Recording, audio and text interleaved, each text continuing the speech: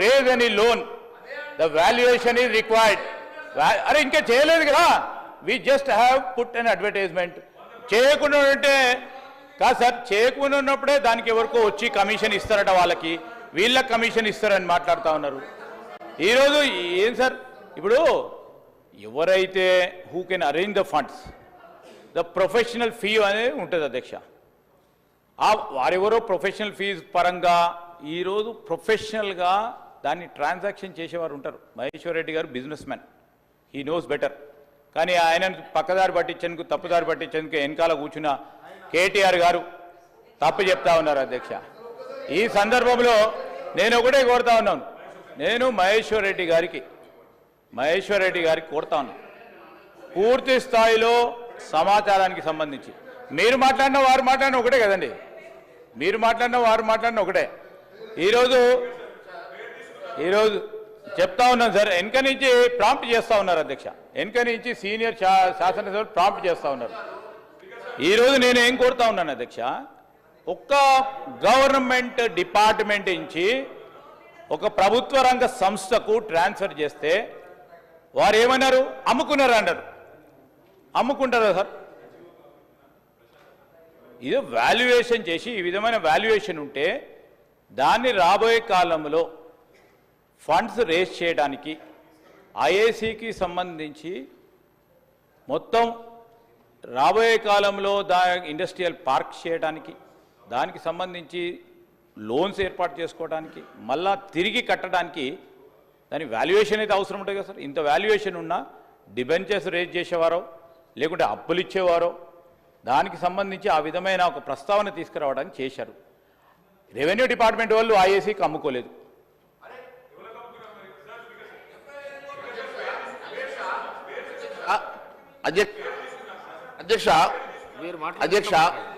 అధ్యక్ష గౌరవ మంత్రి గారు ఈరోజు సత్యదూరమైన మాటలు మాట్లాడుకుంటూ వెనుక నుంచి అంట ఎవరో ఇన్ఫ్లుయెన్స్ చేస్తే ఇన్ఫ్లుయెన్స్ అయ్యే పర్సనాలిటీ కాదు, మాదొక్క ఈ ప్రపంచంలోనే అతిపెద్ద భారతీయ జనతా పార్టీ రిప్రజెంట్ చేస్తున్న ఒక ఫ్లోర్ లీడర్ని.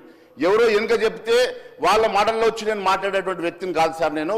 ఆయన ఈ రకంగా మాట్లాడడం ముందు వారిని కరెక్ట్ చేయండి, వారిని విత్డ్రా చేసుకోమని చెప్పండి. ఎవరో చెప్తే మేము చెప్పడం లేదు, ఆన్ రికార్డు మాట్లాడుతున్నాను అధ్యక్ష. నేను మాట్లాడిన దాంట్లో తప్పు ఉంటే వారిని మాట్లాడడం అనేది ఛాలెంజ్ ఇవ్వండి, దాంట్లో డిబేట్కి నేను సిద్ధంగా ఉన్నా.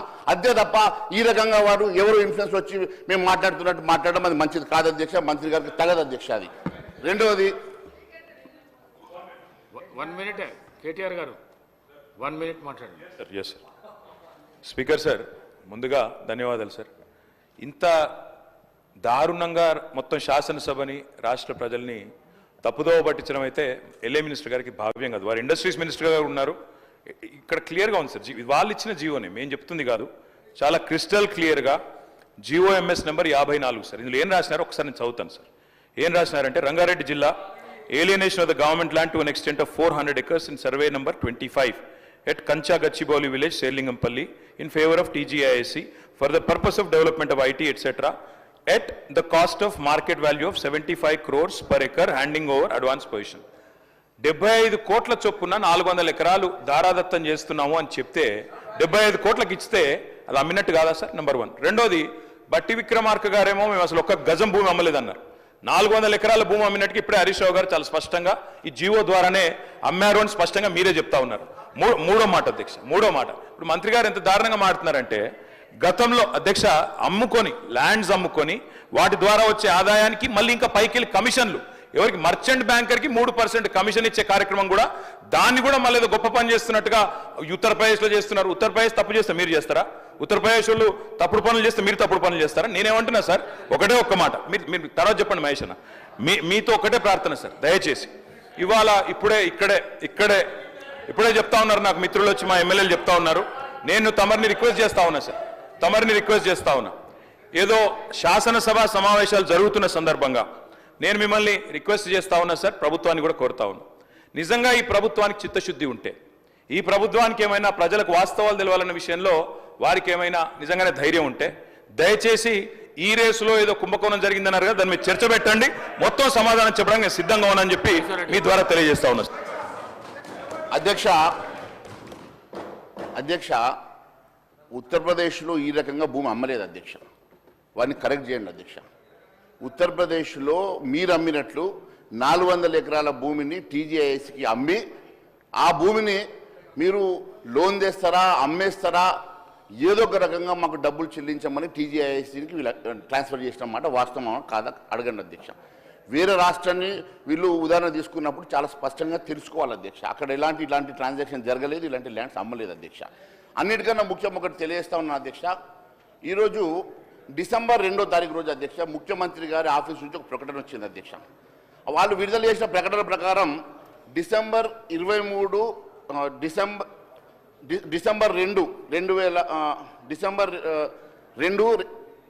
2024 రోజు ముఖ్యమంత్రి గారి ఆఫీస్ నుంచి ప్రకటన వచ్చింది అధ్యక్ష. డిసెంబర్ 23 నుంచి 24 నవంబర్ నెలాఖరు వరకు రాష్ట్ర ప్రభుత్వం తీసుకున్న అప్పు కేవలం 52,118 కోట్లు అని చెప్పింది అధ్యక్ష. మరోవైపేమో బట్టి విక్రమార్క గారు 1,27,000 కోట్లు తీసుకున్నట్టు వారు సభలో చెప్పింది అధ్యక్ష. మరి ఏది వాస్తవమో ప్రజానికానికి తెలియాలి అధ్యక్ష. ఈ రకంగా ఒకవైపు 64,000 కోట్లు అని చెప్పేసి ముఖ్యమంత్రి గారు చెప్పడము, మరి అదేవిధంగా ఉప ముఖ్యమంత్రి గారు లేదు 1,27,000 కోట్లు మేము అప్పు తీసుకున్నామని చెప్పడము, ఈ రకంగా ద్వంద్వ స్టేట్మెంట్స్ రావడం వల్ల రాష్ట్ర ప్రజానీకాన్ని మీరు తప్పుదోవ పట్టిస్తున్నట్టు చాలా స్పష్టంగా తెలుస్తుంది అధ్యక్ష. అంతే కదా అధ్యక్ష. ఇప్పుడు ఈ రాష్ట్రంలో ఏ అప్పు తీసుకున్నా, ఏ రాష్ట్రంలో అప్పు తీసుకున్నా ఒక చట్టం ఉంటుందా, FRBM చట్టం ఉంటుంది కదా అధ్యక్ష. ఈ చట్టాలను ఉల్లంఘిస్తూ ఇష్టానుసారంగా మీరు అప్పులు చేసి, ఇష్టానుసారంగా మీరు అప్పుల కుప్పగా మార్చి, ఎట్లాగో మేము వచ్చేది లేదు, మేము ఎట్లా గెలిచేది లేదు కాబట్టి ఈ అప్పుల కుప్ప ఇక్కడ పడేసిపోతే వచ్చినోడు ఏమన్నా సావని అన్నట్టుగా, మాకు దొరికిన కాడికి దొరికినట్లు అన్నట్టుగా వీళ్ళు అప్పులు తీసుకొస్తున్నారు కదా. మరి వీరికి FRBM చట్టం వీరికి పరిధిలోకి రాదా? లేకుంటే మరి భూములు అమ్ముకోవడానికో, లేకుంటే ప్రైవేట్ సంస్థలు లోన్లు తీసుకురావడానికో, లేకుంటే మరి నాన్ గ్యారంటీ అనో గ్యారంటీ అనో రకరకాలుగా మీరు FRBM పరిధిని ఉల్లంఘించడానికి మీరు చేస్తున్నటువంటి ప్రయత్నాలు, మీ తెలివంతా కూడా FRBM పరిధిని ఉల్లంఘించి లోన్లు తీసుకునేడానికి మీరు పెట్టే తెలివితేటలు ఈ రాష్ట్ర రేపు ఖజానాకి కాదు, ఈ రాష్ట్ర దివాలా తీసి నిన్న జరిగిన శ్రీలంకలో లేకుంటే ఇతర దేశాల్లోనూ జరిగినట్లా రేపు సంక్షోభాలు వచ్చేటువంటి ప్రమాదం మీ రాష్ట్రానికి ఉన్నది అధ్యక్ష. ఈ రాష్ట్రము ఒక తెలంగాణ రాష్ట్రం వచ్చినప్పుడు ధనిక రాష్ట్రం అని చెప్పుకున్నటువంటి ఈ రాష్ట్రం ఈరోజు అప్పుల కుప్పగా మరి వారు 7 లక్షల కోట్లు చేసినరా, మీరు ఇంకొకరు 7 లక్షల కోట్లు చేస్తారా, 10 లక్షల కోట్లు చేస్తారా?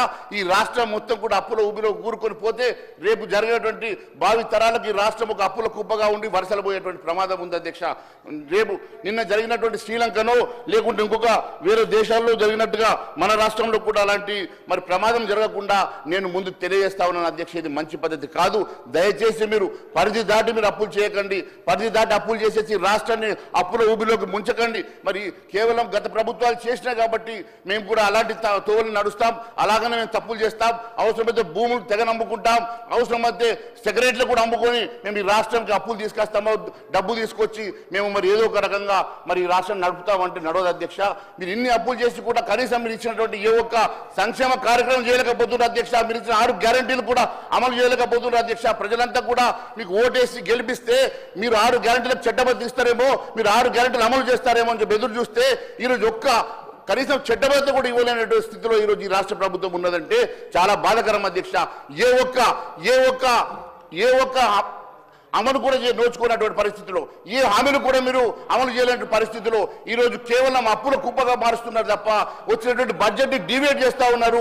కేవలం కమిషన్ల కోసం బడ్జెట్ని మీరు కాంట్రాక్టర్లకు మీరు వర్కులు ఇచ్చి కాంట్రాక్టర్లకు మీరు కేవలం మరి వాళ్ళకి ఇచ్చేటువంటి పేమెంట్ల కోసం మాత్రమే పనిచేస్తున్నారు తప్ప, వాళ్ళకి ఇచ్చే కమిషన్ల కోసం పనిచేస్తున్నారు తప్ప వాస్తవంగా ఈ రాష్ట్ర అభివృద్ధి కోసం, ఈ రాష్ట్ర సంక్షేమం కోసం ఏం పనిచేస్తున్నారు బట్టి విక్రమార్క గారు సభకు తెలియాల్సిన అవసరం ఉన్నది అధ్యక్ష. బట్టి విక్రమార్క గారు కేవలం బట్టి విక్రమార్క గారి ఆలోచన అంతా కూడా పెద్ద కాంట్రాక్టర్లకు మీరు